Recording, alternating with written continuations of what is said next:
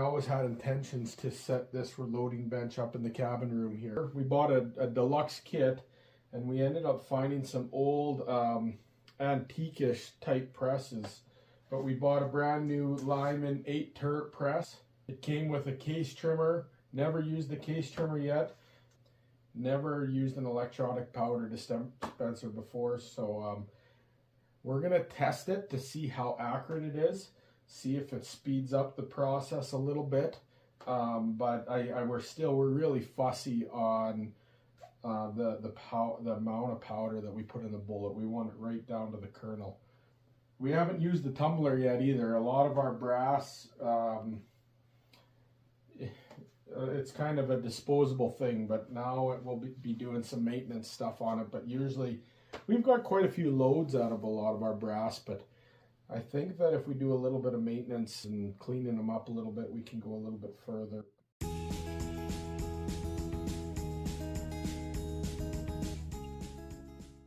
One of you guys commented, was wondering if we were still alive. So I thought I'd make a quick little video and we'd reload some bullets for some coyote hunting. What do you guys think about that? We got a little bit of time tonight, so we're going to make a box of bullets, show you guys how it's done. First thing we do is we load the primer tube. Now, this is an old empty gunpowder jar, and essentially what we got in here is we've done 50 rounds. These are old. They're old primers, but we just use the cap of that jar, the old primers. When we're done, we stick them in here. At the other, we got a big glass container. I think that we would have a couple of these full of primers down there. It just gives us an idea how many we have put through the reloading bench. Now, we take the protective shield off here. This is going to be difficult here with me videoing, and let's see if I can set you guys up. So what you want to do, I always stick the cotter pin in the top. This cotter pin has to go into the primer tube. And basically we got to load them shiny side up so they go in right. I'll just show you a couple.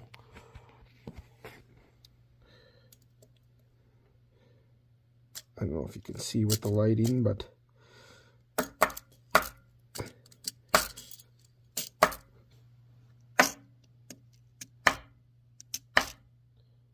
essentially the cotter pin, I just tipped it over. We loaded this side. The cotter pin keeps them from falling out. You put it in there. Pull the cotter pin out. Now they're loaded. They're going down. Put your safety shield on, and then I just slide the cotter pin over the top so I don't lose it. A lot of the times what we do, I do 5 at a time. It just makes it, this is not working with one hand and one hand. Cameron, need a tripod. What we need a rag.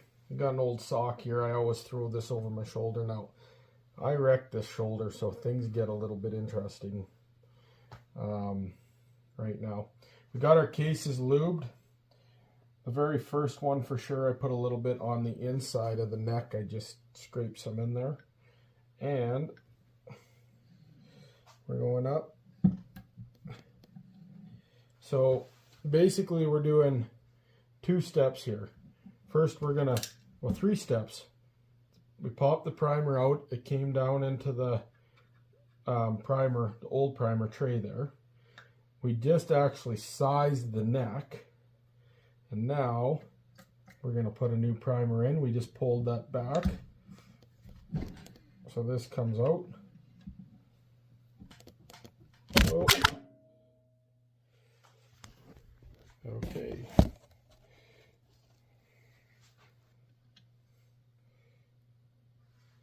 So we got way too much lube on it, and I'll show you how. We got dents in the shoulder there. It's not a big deal. The first shot, it's going to come out. But, so, with the 8 turret press, we could actually flip the press and press the bullet in right away if we wanted. But one thing I don't like about it is I like to clean them off. And I like to take this now and give it a tap to knock any garbage that might have been in there. Now we had lots of lube on it, so we actually wiped most of the lube off this one now.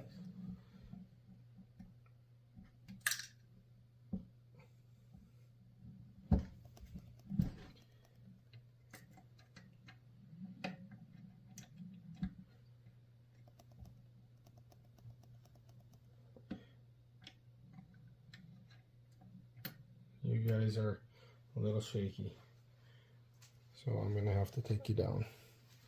But that's all there is to her. We're going to run the last few through.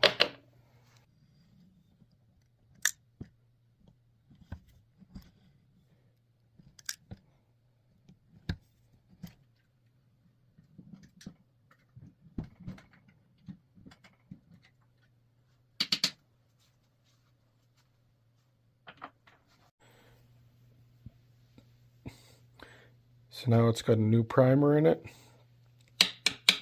We tap it out. Now look at, if you look here, look at all of the fine particles here. That's the importance of tapping them out, and then after we can just clean that up with the rag. One more to go, and these rounds are, this is a box of 20 rounds. It's going to be ready for gunpowder. This is our cartridge, our gunpowder, 4064, and how many grains we use for the bullet. Now, I'll show you every bullet that we have in here. I don't ever keep a variety. So for the 7mm, we use 160 grain partition nozzlers, and that is for big game, elk, moose. And then for here, this is the 243. Shut this light off. I don't know if it's kind of a glare. 75 grain VMAX. Now, this we use for coyotes. We like to carry it when we're in cougar country. Have a little more oomph behind it, in case a cat comes out. And it's a little lightweight, in my opinion, for a cat. But you're also legally can shoot deer with it. But if we go any bigger than 75 grain VMAX, we make a mess of coyotes.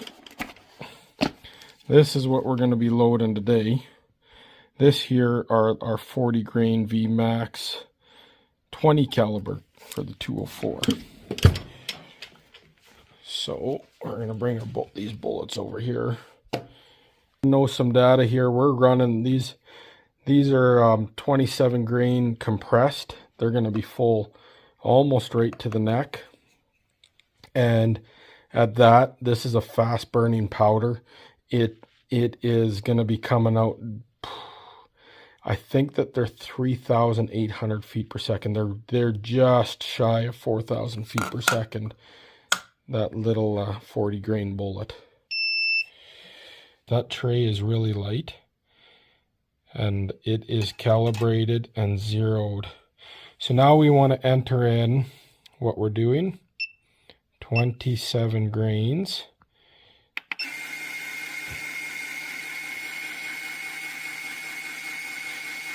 It's as simple as that. Now we're going to double check it. We have a hydraulic. Now this scale is kind of a special scale. Now you see how it's just trickling the last little bit in. You can see the grains. Okay, so it's telling us that it put in 27.0 grains. We're going to check that. Now, we're going to set this up and see how close. So we're at 25 on there. Plus 2 is 27. And this we have all calibrated and set up. We just used it. The simplest way I do it is I'll take a 40 grain bullet, put it in there, and then you dial your the nuts for the adjustment on the end. So what we're going to do is we're going to take this 27 grains, dump it into that pan. We'll see where we're at. It can go up 2/10. Yeah. Oh, okay, so here we go. Okay, so watch it there. That was 1 kernel, okay? And you see where it's at. It's only 1/10 now. Oh, there's another kernel. Oh, a kernel's a 1/2 tenth.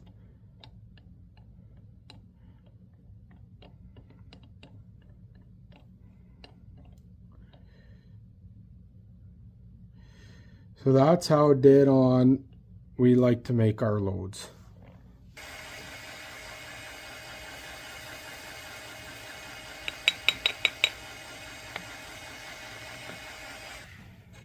See how accurate this one is.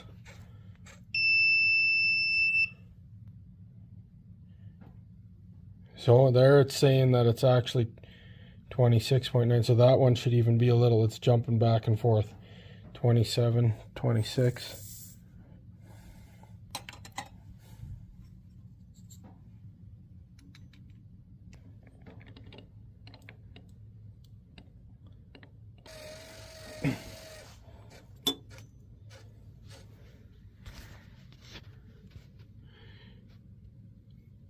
That they are full. This one here could be shook down, but the bullet goes in a ways and it's a compressed load.